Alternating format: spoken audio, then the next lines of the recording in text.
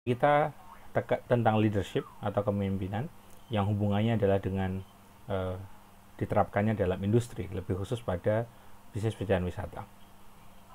Oke, kita tahu bahwasanya definisi dari kepemimpinan adalah proses mempengaruhi karakter karyawan ataupun staff ataupun sumber daya yang dimiliki dalam sebuah kantor atau perusahaan atau organisasi untuk bisa bekerja dengan semangat dan antusias untuk mencapai target yang sudah direncanakan sebelumnya. Nah, ini inti terpenting dari leadership. Jadi bagaimana kepemimpinan bisa berpengaruh untuk mendorong orang, bisa mendorong stafnya untuk bekerja sesuai dengan target yang diinginkan. Jika pekan lalu kita diskusikan motivasi, nah ini lebih kepada hubungannya dengan pemantik dari motivasi itu, yakni seorang leader. Baik, dan teori klasik dalam leadership mengatakan ada perbedaan signifikan antara boss dan leader, atau leader dan manager. Boss, nah dalam analogi di sini kita bisa pahami, bos itu menginstruksikan, menyuruh, tetapi dia tidak memberikan inspirasi. Tetapi seorang leader, dia menginstruksikan, tapi dia memberikan inspirasi. Dia ada di depan untuk kemudian memotivasi anak buahnya untuk kemudian bisa menuju kepada tujuan dari organisasi. Dia mengarahkan. Kita bisa lihat tangannya menunjuk dan posisi depan, tidak di bawah meja dan dia di depan gitu ya, di atas maksud saya, dan sehingga terkesan sekali membebani dari karyawannya. Ini analogi yang saya kira sangat jelas. Berikutnya, secara umum leaders yang membedakan karakter leaders dan manager adalah bagaimana dia bisa melakukan empower, dia bisa memberdayakan, kemudian dia bisa create another leader, dia bisa menciptakan pemimpin lain. Dia tidak takut posisinya hilang, karena dia ketika dia mencetak pemimpin lain, artinya keberlanjutan dari kantornya, perusahaannya akan lebih baik. Kemudian dia memiliki respect, dia memiliki penghormatan kepada staff, dia punya empati, dia punya perasaan saat menginstruksikan sesuatu, apakah instruksinya bisa dipahami dengan baik atau mungkin kurang bisa dipahami, atau kenapa terjadi kesalahpahaman dari instruksi yang diberikan. Dia punya respect. Kemudian dia juga bisa menghidupkan passion, artinya dia bisa membangun minat yang tinggi stafnya untuk bisa mengerjakan sesuatu yang dia inginkan.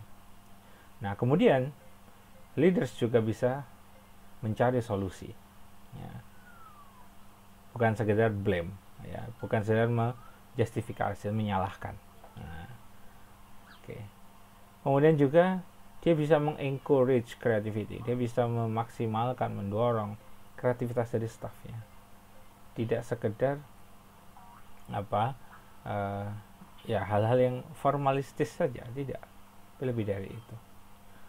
Kemudian dia menerima ketika staffnya melakukan kesalahan, tidak ada masalah, ini adalah pembelajaran. Nah, itu seorang leader. Tetapi seorang manager, dia tidak bisa, dia harus menghukum sebuah kesalahan. Nah, kemudian seorang leader adalah take risk, dia berani mengambil resiko dari apa yang dia putuskan. Dia tidak menyalahkan orang lain, dia tidak membolak-balikkan aturan saat dia mungkin dalam sebuah situasi yang tidak pas atau salah. Dan terakhir adalah dia bisa menghadirkan atau menyajikan visi yang jelas, tidak sekedar instruksi tetapi visi, apa yang sebenarnya ingin dicapai, yang lebih besar tentunya dari sekedar instruksi. Baik, secara umum ya, kita tahu bahwasanya seorang pemimpin, leaders ini memiliki atau dia dilengkapi dengan sebuah atribut. Seperti apa? Dia harus punya belief, dia harus bisa dipercaya, dia punya kepercayaan. Okay. Kemudian dia juga punya nilai-nilai, dia punya etika, dia punya karakter, dia punya pengetahuan dan juga skill. Nah, artinya setelah memenuhi syarat-syarat itu, dia bisa menjadi seorang leader.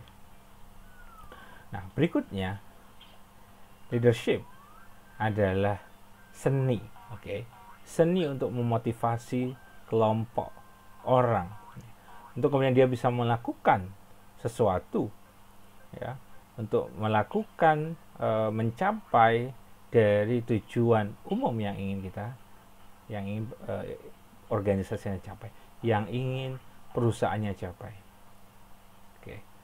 Dan kemudian seorang pemimpin adalah inspirasi, dan dia adalah director of the action. Jadi dia adalah seorang direktur yang mengarahkan aksi. Artinya dia punya plan, master plan yang jelas. Dia bisa menginspirasi. Nah kemudian selain itu adalah, ya, dia harus memiliki kombinasi dari personality, artinya kepribadian yang baik dan juga keterampilan yang mumpuni untuk diikuti oleh anak buahnya. Nah, ada dua hal. Apa sih pentingnya dari leadership ini? Ya, jadi menurut Peter Drucker, an effective leader is one who can make ordinary men do extraordinary things, make common people do uncommon things. Jadi bagaimana seorang pemimpin itu bisa mencetak seseorang yang biasa menjadi luar biasa, seorang yang ya mungkin kecil menjadi seorang yang besar. Nah, Nah, ketika pekerja atau sumber daya manusia yang kita miliki itu termotivasi, tentu termotivasi atau terinspirasi dari pemimpinnya, tentu dia akan bisa melakukan banyak hal pekerjaannya dengan sangat keras dan dengan sebaik-baiknya. Nah, dan kemudian juga bagaimana mereka juga bisa menjelaskan, memotivasi, memberi solusi, ya, dari keterbatasan dari stafnya, keterbatasan dari anak buahnya. Tidak ada kata tidak bisa, tidak ada kata tidak ada jalan. Maka ada gambar ini bisa dilogika, bisa lompat, ya, ketika ada sebuah tantangan bisa lompat, bisa mencari jalan lain, bisa. Nah, ini seorang leader. Nah, kemudian karakter lain dari seorang leader adalah dia bisa memaintain integritas. Dia memiliki skill untuk kemudian bagaimana identitas dari organisasinya ini bisa hadir sesuatu yang berbeda. Ada pembeda dari identitas organisasi, yakni apa? Ya, integritas yang muncul, ada kekhasan, ciri khas. Dan ini dengan apa? Dengan memaintain, mengarahkan, membentuk, ya, integritas dari karyawannya. Nah, kemudian leader ini juga berfungsi sebagai habilitator, atau dia harus bisa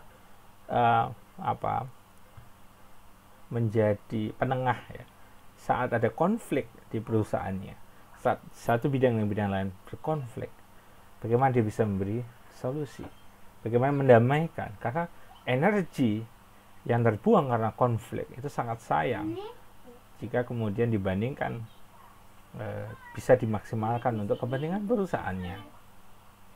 Nah, kemudian juga seorang leader dia harus bisa melakukan pendekatan layaknya orang tua ke anak.